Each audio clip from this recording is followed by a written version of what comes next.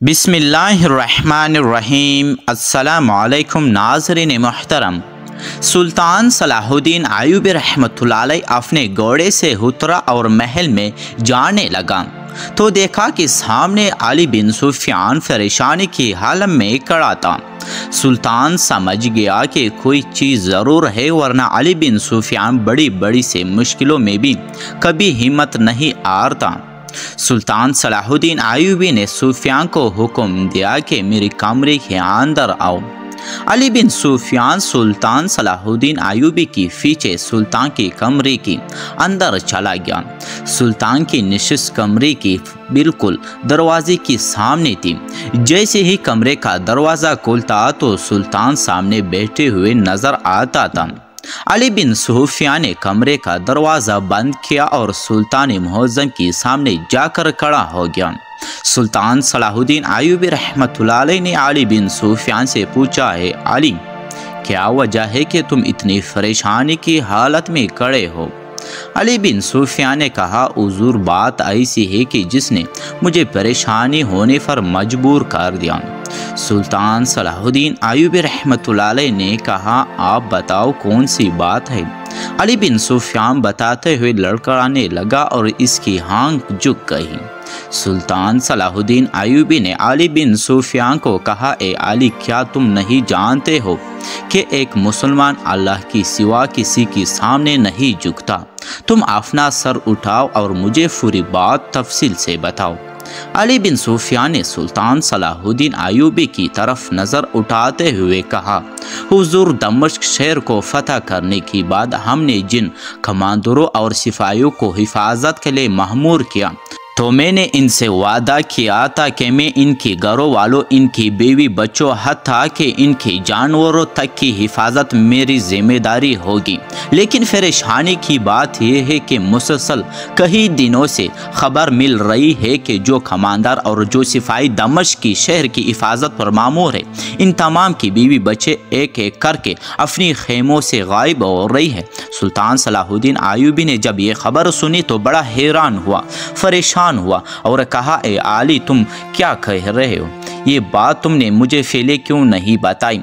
तो अली बिन सुफियान कहने लगा, हुजूर मुझे भी इस बात की खबर आज सुबह मिली।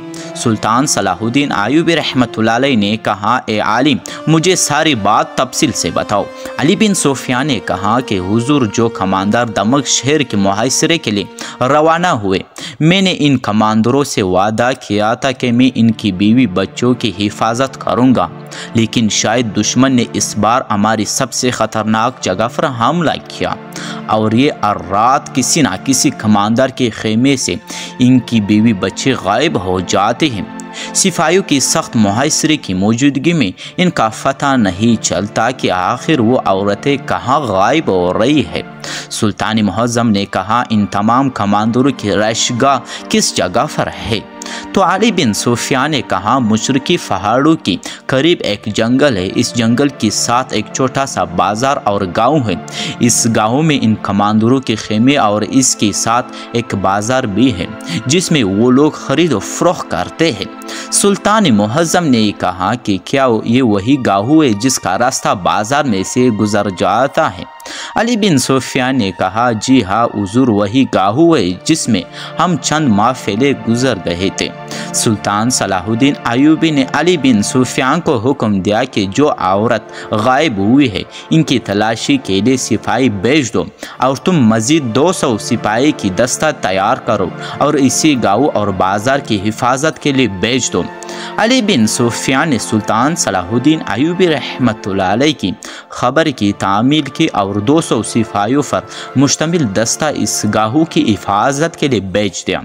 लेकिन परेशानी की बात ये हुई कि इन 200 सिपाहियों का दस्ता होने के बावजूद हवाकारों को नहीं रोक सका, जो हर रात इस गांव में से किसी न किसी कमांडर, किसी न किसी बड़े ओहदेदार की बीवी को उठाकर ले जाते थे। सुल्तान सलाहुद्दीन अय्यूबी ने रात को अली बिन सुफियान को अपने कमरे में बुलाया اور کہا کہ 20 سپاہیوں پر موجود دستہ تیار کرو، کل صبح ہم اس گاہوں کی طرف روانہ ہوں گے۔ سلطان صلاح الدین ایوبی اس گاہوں میں فوج کیا۔ سپاہیوں نے گاہوں کی ہر طرف چاند مارا لیکن کوئی سراغ نہ ملا۔ سلطان صلاح الدین ایوبی رحمۃ اللہ علیہ خود بازار میں گئے لیکن کوئی بھی سراغ نہیں ملا، کہیں بھی کسی کماندار کی بیوی کے بارے میں کچھ پتہ بھی نہ چلا۔ سلطان صلاح الدین ایوبی رحمۃ اللہ علیہ بڑا حیران ہوا کہ یہ راستہ بازار میں سے گزر کر جاتا ہے جو گاہوں میں جاتا ہے، اگر وہ اغواکار اس راستے سے نہیں گزرتے تو پھر کہاں جاتے ہوں گے؟ لیکن پھر سلطان محزن نے دوسری طرف دیکھا کہ 200 ماہر سپاہیوں کی دستے کے باوجود کوئی کیسے ایک انسان کو اغوا کر سکتا ہے؟ سلطان صلاح الدین ایوبی رحمۃ اللہ علیہ نے علی بن سفیان کو بازار کی سرائے میں بلایا اور کہا، اے علی، آج میں ایک کماندار کے خیمے میں اس کی بیوی کے ساتھ رات گزاروں گا۔ یہ سن کر علی بن سفیان بڑا حیران ہوا اور سلطان کیا کہہ رہا ہے؟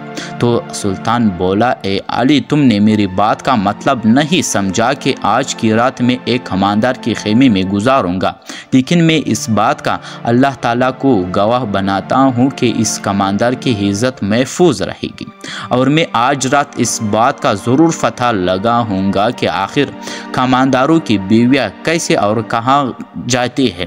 علی بن سفیان نے کہا، حضور، آپ کو کیسا پتہ چلے گا کہ آج کون سی کماندار کی بیوی کو اغوا ہوگی؟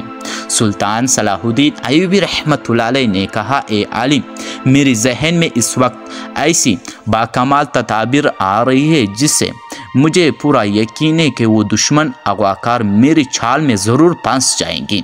پھر علی بن سفیان نے کہا، حضور، لیکن ایک بات میری سمجھ میں نہیں آ رہی ہے کہ آخر ان سب کے پیچھے کون ہے، اور ایرانی کی بات تو یہ ہے کہ صرف بڑے عہدیدار اور کمانداروں کی بیویاں ہی اغوا کیوں ہو رہی ہے؟ اتنے میں سلطان صلاح الدین ایوبی رحمۃ اللہ علیہ نے علی بن سفیان کی طرف مخاطب ہوتے ہوئے کہا، اے علی، یہ سب رینارڈ بادشاہ کی چال ہے۔ علی بن سفیان نے کہا، حضور، وہ کیسے؟ سلطان محظم نے کہا کہ جب معاہدے سے میں نے اس کی ہاتھ باندھ دی جس کے تحت وہ مجھ سے جنگ نہیں کر سکتا، تو اب وہ ایسی چالیں چل رہا ہے کہ جس سے وہ میری سلطنت میں مزید فساد پھیلا سکے اور بدنظمی پیدا کر سکے۔ علی بن سفیان نے کہا، حضور، آخر یہ سب چیزیں وہ کیسے کر سکتا ہے؟ تو سلطان محظم نے کہا، اے عالم، جب دمشق شہر کی کمانداروں کی بیویاں اغوا ہو گئی اور اس کی جاسوسوں کے ذریعہ جب یہ بات دمشق شہر کی کمانداروں تک پہنچ گئی تو پریشان ہو جائیں گے کہ ان کا دھیان گھر کی طرف بڑھ جائے گا، اور اس کا یہ بھی خیال ہے کہ شاید وہ کماندار اپنی اپنی جگہ چھوڑ کر گھر واپس آ جائیں گے، اور اسی طرح شہر کا معاشرہ کمزور پڑ جائے گا اور وہ اپنی چالوں میں کامیاب ہو جائے گا، لیکن ہم اس کو ہرگز ایسا نہیں ہونے دیں گے۔ علی بن سفیان نے کہا، حضور، اب یہ ساری بات میری سمجھ میں آ گئی ہے کہ ان تمام کمانداروں کی بیوی کیسے غائب ہو رہی تھی۔ پھر علی بن سفیان نے کہا، حضور، اب میں کیا کرنا ہوگا؟ سلطان محظم نے کہا، اے علی، تمام کمانداروں کے خیمے کے علاوہ ایک کماندار کے خیمے کے ارد گرد محافظوں کو بالکل کم کر دو، اور اسی محافظ جو بالکل نہ ہونے کے برابر ہو، اور جب آدھی رات کا وقت ہوا تو محافظ بھی وہاں سے چلے جائیں گے، اور جب وہ اغواکار آئیں گے تو باقی خیموں کے گرد سخت محافظ کو دے کر وہ اس خیمے کے گرد کوئی بھی محافظ نہ ہونے کی وجہ سے وہ اس خیمے میں داخل ہوں گے اور اسی کماندار کی بیوی کو اغوا کریں گے، اور میں اس خیمے کے اندر چھپ جاؤں گا، اور جیسے ہی وہ اغواکار اس خیمے میں داخل ہوں گے میں ان کو پکڑ لوں گا۔ سلطان صلاح الدین ایوبی رحمۃ اللہ علیہ کی یہ ترکیب علی بن سفیان کو بہت پسند آئی، اور علی بن سفیان نے کہنے لگا، حضور، آپ کی حکم کی تعمیل ہوگی۔ علی بن سفیان نے جا کر اس کماندار کی بیوی کو ساری सूरत-ए-हाल से आगाह किया और कहा कि आज की रात सुल्तान सलाहुद्दीन अय्यूबी रहमतुल्लाह अलैह इस खेमे में गुजारेगा, तुम्हें डरने की कोई ज़रूरत नहीं। इस कमांडर की बीवी ने कहा, हुजूर जहाँ सुल्तान सलाहुद्दीन अय्यूबी रहमतुल्लाह अलैह खेमे में साथ मौजूद हो तो फिर डरने की क्या ज़रूरत है। शाम की वक्त सुल्तान सलाहुद्दीन अय्यूबी रहमतुल्लाह अलैह इस कमांडर के खेमे में चला गया।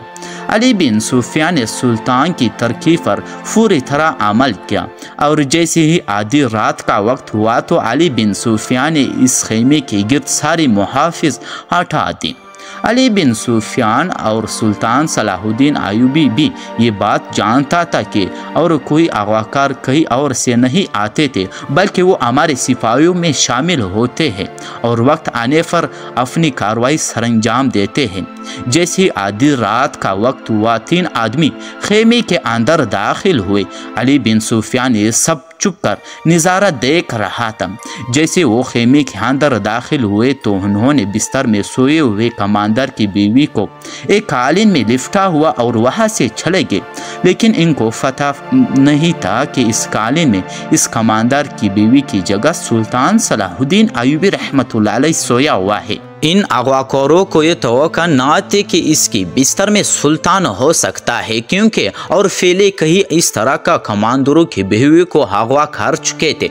जब सुबह का वक्त हुआ तो वो अगवाकार ताजिरों की बैस में सुबह बाजार में दूसरे बाजार में जाने के लिए रवाना हुए और कालीन में सुल्तान सलाहुद्दीन अय्यूबी रहमतुल्लाह अलैह को भी साथ ले गए। अब अली बिन सुफियान समझ चुका था कि ये अगवाकार किस तरह रात को औरतों को अगवा करते थे और सुबह किस तरह इस गाहू से बाहर लेकर जाते थे।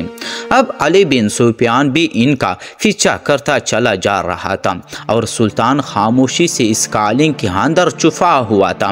वो ताजिर साथ वाले जंगल में चले गए और जंगल की बीच में जाकर उन्होंने इन तमाम कालीनों में से एक कालीन को निकाला, जिसमें उन्होंने सुल्तान सलाहुद्दीन अय्यूबी को कमांडर की बीवी समझकर छुपाया हुआ था और जैसे इस कालीन को निकाला तो इसमें से सुल्तान सलाहुद्दीन अय्यूबी रहमतुल्लाह अलैह इस कमांडर की बीवी की जगह में मौजूद था। सुल्तान मुअज़्ज़म को देखकर ये तमाम अगवाकार खड़े हो गए और वो अपने होश को बैठे। इतने में अली बिन सुफियान ने फिर तीर अंदाज से इन पर हमला कर दिया और वो तमाम जख्मी हो गए। फिर सुल्तान सलाहुद्दीन अय्यूबी रहमतुल्लाह अलैह ने अपनी सिपाहियों को हुक्म दिया कि पूरी जंगल का चुफा छान मारो। जब सिपाहियों ने जंगल की तलाशी ली तो उन्होंने गार मिला, जिस गार में इन अगवाकारों ने कितने ही कमांडरों की बीवी बच्चों को वहाँ छुपा रखा था। सुल्तान की सिपाहियों ने तमाम कमांडरों की बीवी को चढ़वा लिया और सुल्तान ने इनसे तमाम राज इगलवा लिए और फिर इनकी सर काट कर सुल्तान सलाहुद्दीन अय्यूबी रहमतुल्लाह अलैह ने रेनाड़ बादशाह को तोहफे में भिजवा दी। और इसी तरह सुल्तान सलाहुद्दीन अय्यूबी रहमतुल्लाह अलैह की अक्लमंदी ने और अपनी जान पर खेल कर इतनी बड़े राज से फ़ायदा उठा लिया और रेनाड़ बादशाह को शर्मिंदा और रिस्वा कर दिया। दोस्तों, अगर आप लोगों को वीडियो अच्छी लगी तो मेरा वीडियो को लाइक करके चैनल को सब्सक्राइब कर लीजिए और बेल नोटिफिकेशन को ऑन करके, ताकि इसी तरह तारीखी वीडियो की नोटिफिकेशन आप लोगों तक पहुंचती रहे। बहुत शुक्रिया आप सबकी सपोर्ट का।